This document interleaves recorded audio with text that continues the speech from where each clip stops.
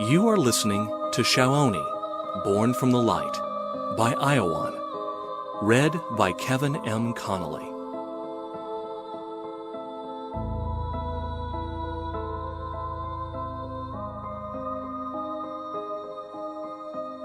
Chapter 26.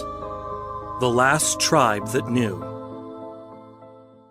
We know that music can give you the blues, or make you feel like dancing.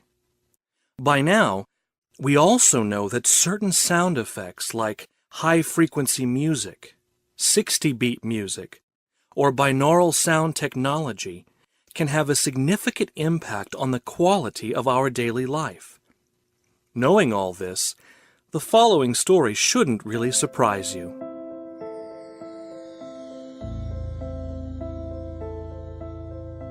It all happened not so very long ago, somewhere deep within the forests of Papua New Guinea, in this impermeable wilderness that had been undiscovered until now. That's probably exactly why it happened there. Or should I say, that is probably why it still happened there.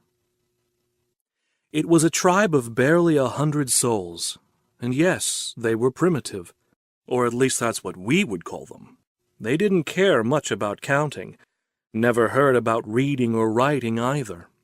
They didn't know why a leaf fell off a tree in autumn, why it got colder in winter, then warmer again in summer, nor did they really care to. Sounds incredible, doesn't it? Still, there was something they knew and mastered better than anybody else, something we, unfortunately, forgot all about. They knew how to ask the spirits for advice. Now, if you think this is a story about some euphoric tribe living a peaceful life in harmony with nature, don't. The deep forest of Papua New Guinea isn't a nice place to live, and the world of the Indalwi sure wasn't any different. Actually, it was a very inhospitable place that was infested with innumerable blood-sucking insects spreading diseases, not to mention the bigger animals who weren't behaving any better as far as the Indalwi were concerned. No, the poor Indalwi even had to live and sleep up in the trees, not to be bitten or eaten alive by them. And if all that wasn't enough, there was hardly enough to eat around either. The reason why I am telling you this is so that you can understand why all of the other tribes, as soon as they heard about the TV and hamburger world, opted out and went for the instant meals and the air-conditioned, bug-free houses. Come to think of it, would you blame them? Would you want to trade places with them? Of course you wouldn't. Nobody would. Still, as they did, they all lost something invaluable. Something that by now had gotten so rare that you could almost call it a secret. They all lost, well, the way to drink from the source of sacred knowledge, as they called it.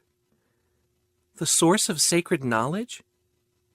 It was the first thing that Shaoni had said since the wizard had started telling about this last tribe that knew. Of course, as always, the wizard just continued.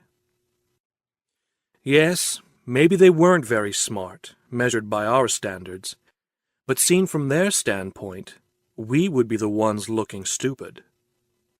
Stupid for having lost contact with the source of the sacred knowledge. Wasn't that just about the dumbest thing anybody could do? Not that they believed that there would be any humans in the whole wide world who could actually be that stupid. I mean, not to know why an apple fell from a tree was one thing, but not to know how to relate the source of creation to the Indalwi would have meant the same as to live the life of a dead man. For what indeed would life be worth without the presence of the life force they all felt living within? They felt the life force living within? Shaoni once again had this weird feeling creeping over him as if he had just walked into a twilight zone. Aum, they chanted, a sound resonating from deep within. Shaoni felt shivers running right through him as soon as the wizard had launched that sound. It swept him right off of his feet. What was that? He wondered. How could a single sound have such an effect? A long-stretched vocal sound, followed by a deep silence.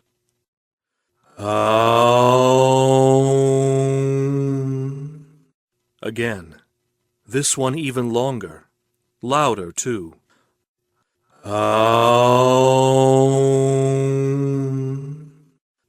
It felt as if even the trees vibrated on the sound, as if everything around vibrated on the sound.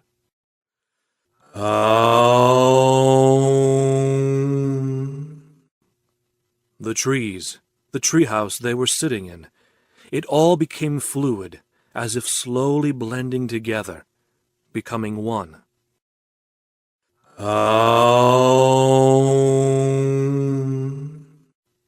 The blending now even included the singer.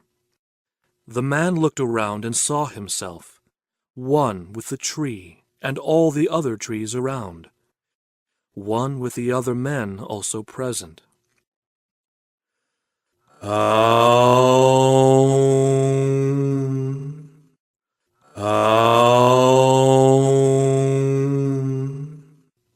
Like the breath of life it resonated, vibrating through everything around.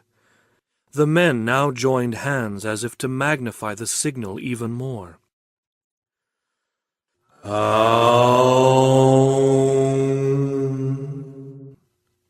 It sounded like a calling now.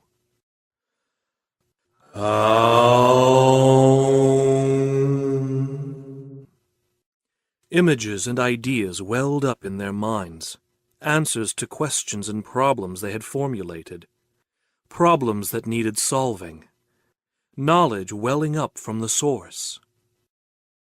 A sick boy, what medicine had to be found to heal him?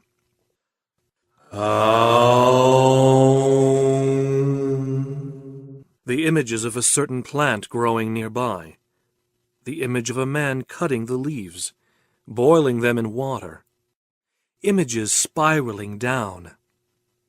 It felt like breathing the answers in, a recipe, medicine to heal the boy.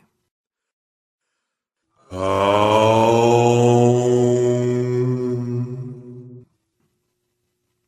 lower pitch this time, as a way of taking leave, a sign of gratitude too.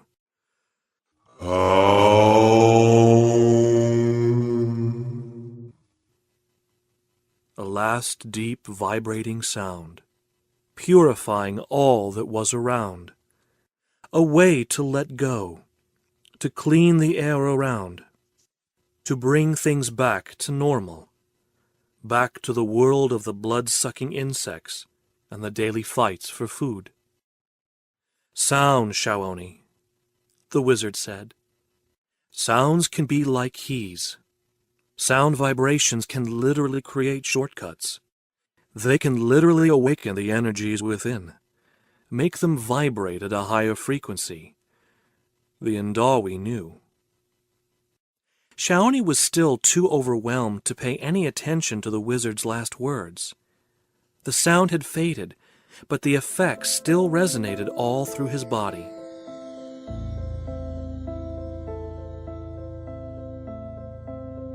Later that evening, when all had gone quiet and a blanket of peace had unfolded over the world, the wizard came up to the boy and said, "You know, my boy, when you live on the physical plane, looking out into the world, you may believe that you are a separate being, an individual all on your own, not connected to anything else.